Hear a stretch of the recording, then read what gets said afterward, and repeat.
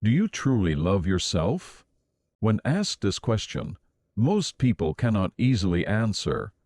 No, it would be more reasonable to say that it is, because one does not clearly know the meaning of loving oneself. What is the true meaning of loving yourself? If we understood this concept clearly, we would be able to love ourselves more.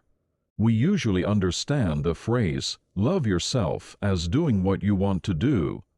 However, a life of doing what you want, a life that focuses only on your own desires, not a life that follows the desire for life, is likely to cause conflict and discord with those around you. When that happens, that person's life becomes isolated from the world, and ultimately, they become unable to receive love from those around them and enjoy a prosperous life. That's not loving yourself. So, a person who truly loves himself is a person who does not hurt himself internally or externally, and allows himself to enjoy love, abundance, and freedom. Breaking your own heart isn't loving yourself. What if someone swore at you and you were so angry that you hit the other person with your fist and broke a tooth?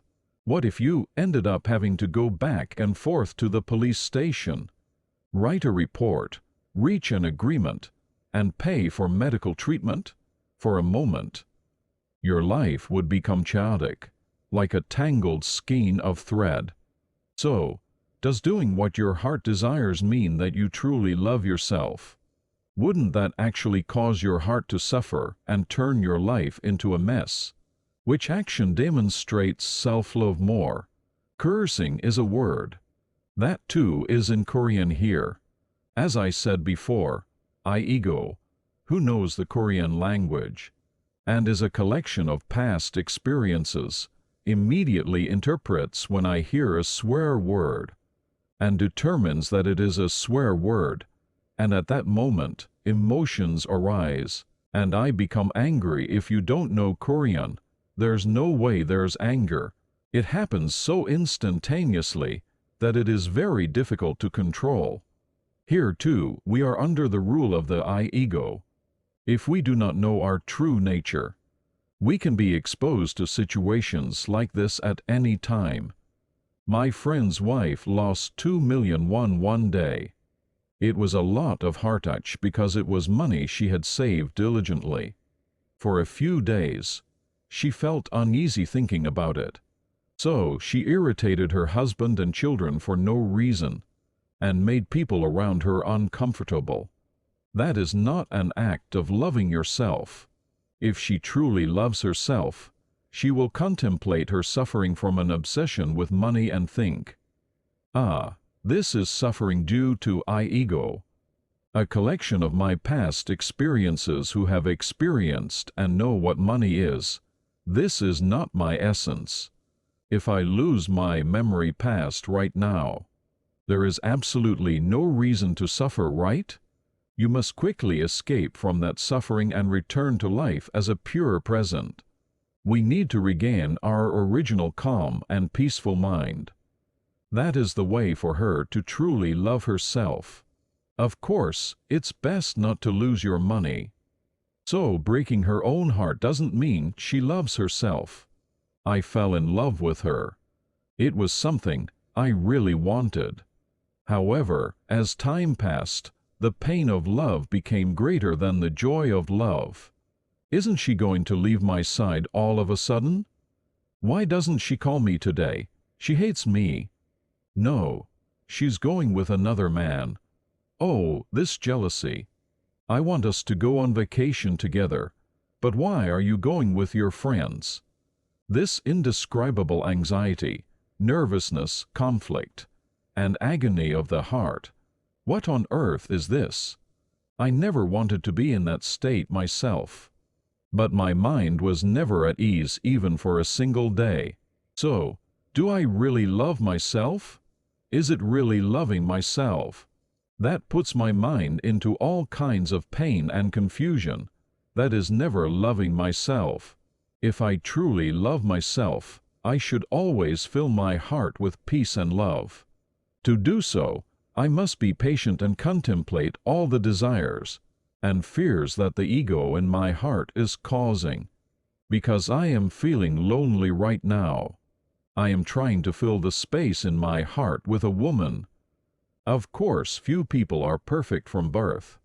It can be said that all of us mature as we grow up and experience numerous hardships, trials, and heart touches. It would be natural to discover love through the agony caused by I-ego. However, I am simply trying to explain the true meaning of the phrase here. Not fixing your flaws is not loving yourself. Oh, a salaryman who had just joined the company really liked drinking, and he was often late to work because he played billiards or poker with his friends almost every evening.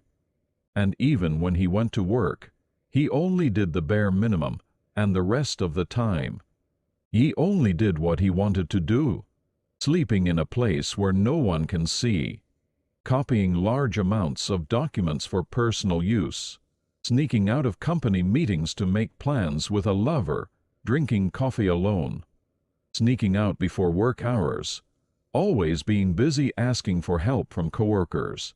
As a result, no one in the company liked him. Many people advised him about this attitude, but he showed no change in attitude at all. After some time, he was eventually kicked out of the company.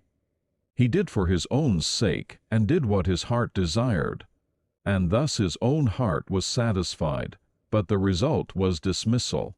Is this really an act of loving oneself? If he was criticized and hated by everyone, lost his job, had to live in accommodations costing 100,000 won a month, and had no money to even cook ramen, he could never say that he truly loved himself. Everyone has weaknesses. Among these shortcomings, there are some that are very fatal to living a social life, and some that are not. If he has a fatal flaw, he will certainly be alienated from those around him. Not loved, not promoted, or not living a satisfying life. Look at the beggars. Do you think they really love themselves? Living as you are, not trying to make yourself a better being, is a shortcut to making your life lonely, poor, and miserable. That's not truly loving yourself. A person who truly loves himself corrects his shortcomings with his patience and sincerity, constantly strives for his own development, and refines his personality to become a more harmonious and complete human being. Face the I-ego within yourself and free yourself from its restraints. In short, the reason people do not correct their shortcomings is because they do not love their lives. As long as we live as I-ego, we have no choice but to constantly collide with the outside world, and that collision continues to hurt our hearts. Also, the life of following I-ego, who seeks endless comfort and is driven by a desire to maintain oneself, is unable to achieve harmony with its surroundings and ultimately leads to a lack of love from others. A life like that cannot be happy. Happiness is in people, and it is possible when you give love to people and receive love from them. Dependence breeds obsession, and obsession breeds suffering, because life, our essence, is originally energy itself like space. I-ego is afraid to face its true self. Therefore, I-ego try to escape from that emptiness by filling my mind with as many things as possible. The more things I have, the more I feel like I have become something, and I feel satisfied with that. This is where human suffering begins.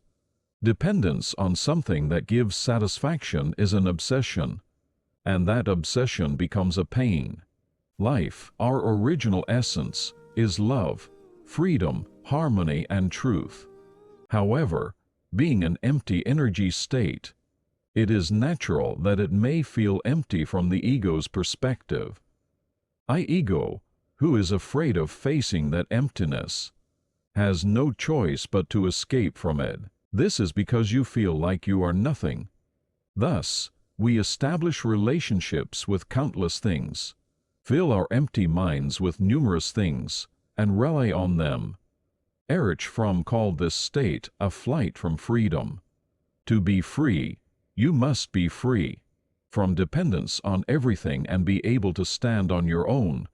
But from your perspective, you feel so afraid because it is the same as death. That is why people give up freedom and choose dependence. Even though I know that dependence gives birth to obsession, and obsession gives birth to pain. As mentioned earlier, the reason why I am afraid of losing her is because of I ego. And the reason why I feel jealous, resentful, and nervous is all because of I ego. I ego is trying to maintain myself by filling my vacancy with the object of being a woman.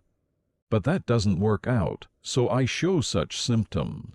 In the end, pushing your own heart into pain is never an act of loving yourself.